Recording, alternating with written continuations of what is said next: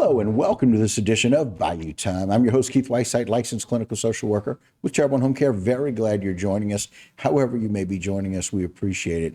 And you know, as we move forward, for those of us, no matter where we are in our lives, we always rely on those people in the school system taking care of our extended family. And it's always a good idea to kind of get some updates, especially as we look to the superintendent of Terrebonne Parish Schools, Bubba Orgeron. Bubba, thanks for joining us once again. Thanks for having me. All right. One of those things, and listen, I got to tell you, I'm standing outside with one of my neighbors, and he and I are just talking. He notices, man, that's the second Terrebonne Parish school bus I see. And 5 minutes later, we're talking a little bit, and there's another bus that comes by. And I was thinking to myself, I'm so excited that we have bus drivers. For a long time, we've been really looking and trying to get more people. We're fully staffed with bus drivers in Terrebonne Parish. That's right. That's right. That's incredible, considering where we came from here these last 6 to 9 months. Yeah. It was about a year ago you were helping me promote drivers, right? Yeah. On this program. Yeah. So, the board committed to increasing the pay for drivers. And, you know, we did some comparisons with adjacent districts and other agencies within the parish. And, you know, and you may have seen our billboards. We kind of really, $26 an hour was our mark that we wanted to kind of pay beginning drivers. And that was attractive, so much so that we have a waiting list of drivers. Wow. So we were short 30 or so drivers, which when you have 30 drivers short, I mean, there's a lot of routes not getting covered. So a lot of drivers had to double up, go drop off a load and then go back and pick up another load. And they were getting to school late. Right. You know, which was a problem, right? Yes. We had like on any given day, about 54 buses late before we made some adjustments, 54 buses. So it equated to a lot of instructional minutes, and kids were missing important subjects like reading, and it's hard to catch that up when those gaps are developed. So we couldn't afford gaps from transportation, right? We had to kind of make some adjustments and fix that. So we upped the pay, and we made some other adjustments with routes. And, you know, we had some issues at the beginning of the year. You know, the first few days were rough, but we worked hard. We made adjustments, and the plan eventually kind of flowed and worked well. So we have 0 late buses right now. And so it made an impact, right? And then we add drivers on top of the plan we had. Right. And we're in good shape with transportation. And it's one of those things where several things happen. We get kids to school on the times that we need them to, and they're actually in those classes seated, ready to learn without any stress. Because, you know, I know some of those kids. That's right. No doubt. I wasn't one of them, but I know some of those kids that they would get anxious. They love school. They want to learn. They want to be in class. And so some of that anxiety goes away. The fact that administratively, how good we feel about being able to provide the resources that we need just to make sure that we're getting it done. I love it. And then when they get home, they're getting home earlier for those that had to do double routes, right? Yes, some of those 54 buses are bus loads of kids that are getting home a little bit later. We get them home a little bit earlier. They finish their homework a little bit earlier. They get to play a little bit longer. All those. Play is important, right? And then you have so many kids that are involved in after-school activities, so they're home earlier to be able to get to those things, whatever it might be, practices and things like that, right? Appointments, what have you, or just go play in the neighborhood, right? Because we lose out on sunlight. You know, especially right now, an hour and a half of less of sunlight, and so we think about just those little things that go a long, long way for about kids enjoying their time. And that's right. You know, and instead of saying, "Oh, it's because of school, I got to get there late," and then I get home late, and so you remedy those things by some additional resources. I'm so very glad you were able to do it. It's exciting. It is. You know, it is. Yes. And so now we turn our attention to a lot of the things that I know a lot of our educators, a lot of the leaders in education have been saying, we really got to do something about paying our teachers better. Let's talk a little bit about that process. Yeah, no doubt. So it's twofold, right? Teacher salary, it's attracting people into the profession. So, you know, it's about recruiting. So you got to recruit. And a lot of times younger teachers or younger aspiring teachers, they're looking around districts for the number. Where can I make $3,000, $4,000 more, and that's very attractive, you know. Yeah. So we've got to be competitive because it's all about the teacher. It really is. It just you know, at the end of the day, you could have nice buildings and programs, a technology, great superintendent, but that's really not the factor, right? It's about the teacher, or the quality of a teacher in a class. So not only do we want to recruit, we want to retain those good ones that we have, and we have some really great teachers, right? But there are other opportunities for them. So we want to really recognize them, reward them, and retain them. Right. So we're looking at, the board's going to be presented with this coming week, a proposal. We're looking at a 10% salary increase. Wow. So, you know, that's substantial. It's not like great, but it is. Well, you know, it's great for all is. three of those R's you talked about. Yes, yes. And for maybe somebody who's thinking, oh, I can just, you know, what would it cost me if I did this if I retired early? You know, I think do I wanna do that? that's a good point. I think Okay. we'll keep some of those veterans that are experienced, that are, you know, effective. They may reconsider retiring a little early. Right. And that's important. We need them. We Yes. want them. Right. You know, we really want them. Kids need them. So I say kids need them. Sure, You know, sure. and I can't stress that enough, how important the quality of a teacher is. It's the most important factor. To the- You to know, the so we're kids. trying everything we can to keep them and get new ones coming in. I love it. I love it. We've got so much more to talk Sure. about. So, Bubba, thank you for sticking around. We right. appreciate it. So the superintendent's going to do that. We ask you to do the same. Come right back. Find out a little bit more about all the efforts being made right here in Terrebonne Parish with our school system. Don't go anywhere. We'll be right back.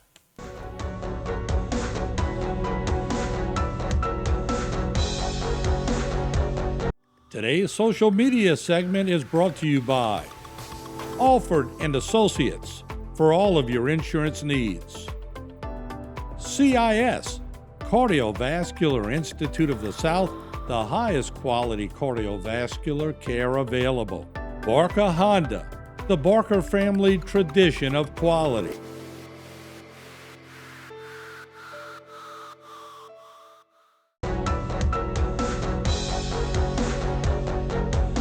Hello and welcome back to this edition of Bayou Time. Again, your host, Keith Whiteside, licensed clinical social worker with Terrebonne Home Care. Very glad to be involved in our community, and we thank you very much for watching. Welcome back to the program, Superintendent Bubba Orgeron. Thanks for joining us. Sure. One of those things is I got to tell you, I'm very hopeful that the board's listening because I really would love to be able to see this increase go through. 10% is that's a really good thing for wanting to keep our teachers and validate them. Yeah, I agree. And what I like about 10%, it's not a blanket raise. It's graduated for your year's experience. So Yeah. those that are kind of further along, Right. they typically make a little more. So 10% of a little more is, you know, It's a lot more. is a lot more, right? Yeah. So it rewards those that have been, you know, loyal and just hardworking for Terrebonne Parish. So Right. That's what I think is attractive about a 10% across the board Right. raise. Yeah, instead of something that's a little bit more individualized. And so somebody always kind of feels like they're left out, or somebody always feels like, oh, well, you know, we all got the same thing. I've been here for 30 years. And you know, Right. But if you've been here for 30 years, then you know, this 10% makes a difference. Yeah. And I love the fact that teachers can do it for, you know, some 20 years or so, or 30 That's years right. or so. That's right. They're still really young. True. You know? True. Yeah. Right. I mean, so There's a lot of hopefully time a left lot for of 'em. Yeah. time and energy left to share with the students. And, you know, they can always go from that to being a bus driver, you know, put them on a waiting list, you know, because it pays really good. So just some Right. really good things happening with our right now with Terrebonne Parish School right. Board. It's just really, really nice. So excited about that. The other thing is with really good teachers, we get some good outcomes. That's right. And over it's been remarkable to me that we have done so well through the difficult times for us, through COVID, through Ida, and here now we've got some more scores that we're holding our own, right? No doubt. Yes. Yeah, and you know, we hate to dwell on that. It's time we kind of move past COVID and Ida, Right. but No, I it's got a you. reality. Yes. I mean, we were affected. Yes. You know, we can't hang our hat on that for Right. a long time. So we're beyond it, but with all of that, we're staying steady. We're a solid B school district. We're striving to be better. Right. Every day. Right. But I think what I'm most proud of is we have 0 D or F schools. Wow. That's not the case in other areas, Right. other districts. It wasn't the case for us not that Not long that very ago. long ago, right? We had at 1.8 D schools, and some of them were very low D schools, and they kept chipping away and progressing, and teachers kept diligently teaching, Right. and it paid off. Right. We have 0 that are D and F. So we're we're not proud of that, and we're failing. proud. Not even close. Right. We're not even close. Not even close. We're steady or above. And here's an interesting thing about scores. The state recognized that it's not so much about the overall score, but equally as important, it's called progress. It's where a kid comes to the school and how far you grow them, how far Right. they progress, right? Sure. So there's a score it's called a progress grade, your progress index. Okay. And the majority of our schools are A's in progress because we move kids. Wow. So what it does, it compares kids that are demographically similar to other schools in other areas. So it makes like a very normed comparison. Right. And we outperform most districts in the state because we're A's. The majority of our schools are A's in progress. So we're proud of that in particular. Well, and that's how you look at some of those statistics, some of those numbers, and say, okay, this is where we're doing a really good job, because where people are coming in, we're moving that needle forward. They're learning. Right. And that's why there's such better. an emphasis on that progress score because of what you just said. Yeah. And look, progress matters. And seeing that progression, we're helping young boys and girls become young men and women. And it's these teachers, like you said, it kind of starts with the teachers, but it also starts with empowering the teachers. I will tell you good point. Yes, that's one of those words. And that's just, it echoes the administration and what you guys are doing and what the principals are doing to help empower those teachers and those aides at really making a difference and reaching the kids, because they're allowed to kind of think outside the classroom, if you will, in some of those areas. No, it's interesting you should say empower, because we're taking a stance to further empower teachers, believe it or not. Like we believe in them, right? And if we get as large a percentage, as many teachers that are highly qualified into our system, right? We can just let them teach, right? We've been a little over restrictive and in some cases kind of over scrutinizing kind of what they do. We really want to back up and let teachers teach. And it's not just a mantra. It's what we're going to do. I don't want it to be lip service. I really don't want it to be. Got you. So I've been, really pushing this message for teachers to really get excited about teaching again. Like have fun and really be creative. We've kind of taken that away to some degree. So we're going to re-implement that part of their job. And we want to be the district, Keith, that allows teachers to teach. Yeah. I've been hearing it for years, right? Yeah. Teachers feel like they're restricted, they're not as creative as they once were. So we've got to return that back to teachers, that autonomy, empower them. You said empower. I mean, that's a perfect word for it. So and that's the word. Like, I have lots of friends and their kids that teach. That's the word. They feel empowered. Okay, good. And that's good. amazing, That's good to hear. coming from where we have these last 4 or 5 years, empowering. And so we're going to have to take another short break. Sure. But I want to continue that discussion about how we feel empowered to move on. Okay, and as sounds we're doing good. that. All right, guys, we'll be right back here on Bayou Time.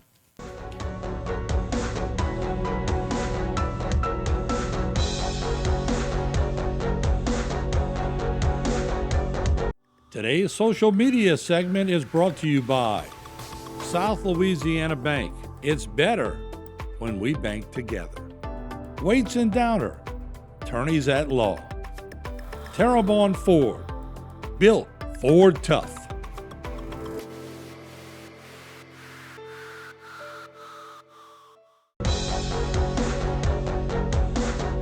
Hello and welcome back to this edition of Bayou Time. Again, your host, Keith Weiss. I'm very glad to have with us once again Superintendent Bubba Orgeron, Terrebonne Parish School System. Thanks for joining us again. Thank you.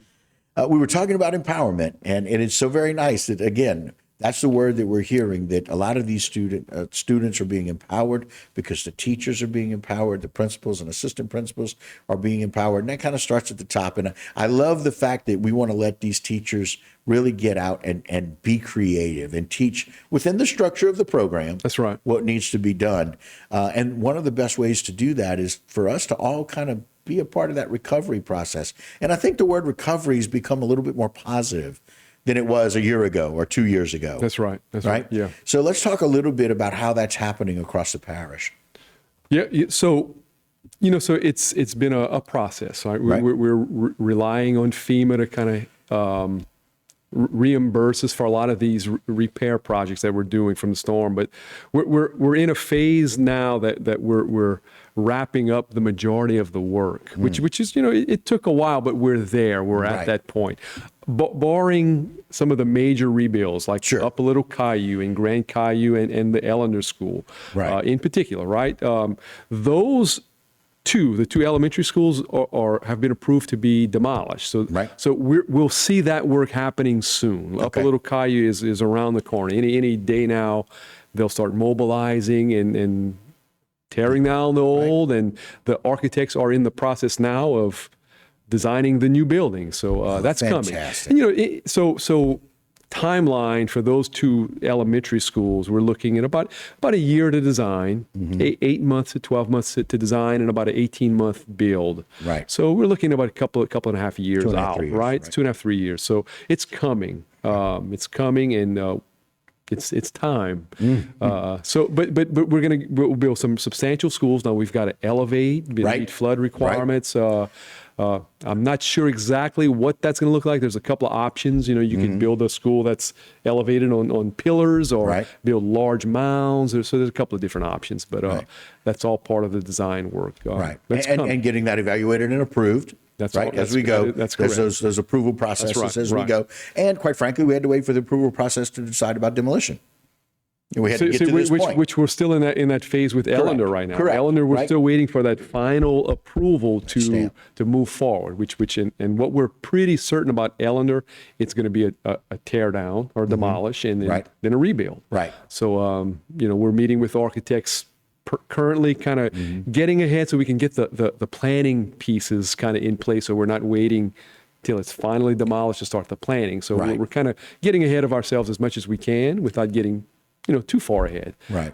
So we have architects assigned, and they're kind of ready to kind of start the design process, or they've been actually kind of beginning the design process. But so that's all coming. Right.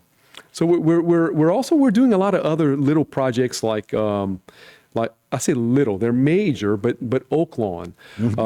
Some of what's going to be happening at Oaklawn is hurricane related, but we're redoing the roof, but we're going to redo like all of the windows and get them energy efficient walls. And and that's the thing I've been saying. It's not just changing out glass for glass.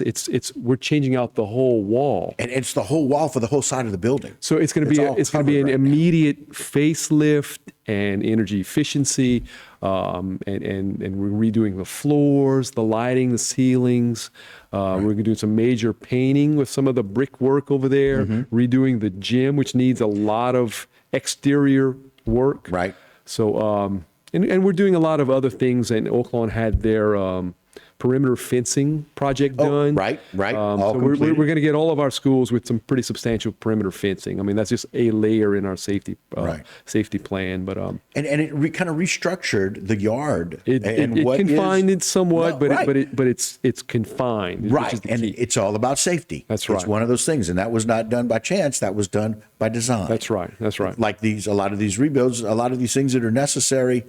That it's a bit of it's an upgrade over at Oaklawn. That's right. Because we want to make sure that we're attracting our students back. And we want it to have pride, right? Yeah. It's a pride thing, yeah. Which another significant project that we're about to embark on is a remodeling of Terrebonne High. Oh, right. And that's a separate pot of money. It's not storm related. Right. It's different. Some people might say, well, why Terrebonne High when other schools are still? It's two separate funding comes from a sources, different fund right? source, right. So, Capital funding. but it needs to be done. It's dated, and It's our oldest school. It's our oldest school, and it's so we're gonna have an architect come and present his plan to the Okay. board in January. Okay. But we're talking science labs. We're talking front office relocation. Like right now, Terrebonne High is located. The office is on the second floor. Right. So when people come to the office, they have to traipse through the building, so to speak. And it's come up not the stairs to do safe, that. right? Right. So we need to fix that. We have some athletic adjustments that we're going to make with Okay. the field house and the band room, upgrades that are just needed for Right. a good quality high school like Terrebonne High. Yeah, and- so we're excited about that. And we want to make sure that they're looking forward to coming to a school that's got Right, some upgrades, right. No doubt. And- Even little things like restrooms, right? Our Yeah. restrooms need some work, so Right. they're going to get done in Right. this project. Yeah, so we're excited about that. Well, look, but I got to tell you, just starting with the positive changes with having enough bus drivers to get all of our kids to school on time is remarkable to me, because I know the what needed to take place, all of that work, and really working hard and fighting for it, empower our teachers to get them paid and to get them paid better, and all of these the recovery work that's being done. A lot of great work. We are so Appreciate very it. thankful and appreciative for what y'all are doing every day to make the environment better and improve what our kids get. Thank you. So thank you so much All for right, what you appreciate do. it. All right. And that will do it for this particular segment of Bayou Time. Don't go anywhere. A lot more local programming right here on HTV.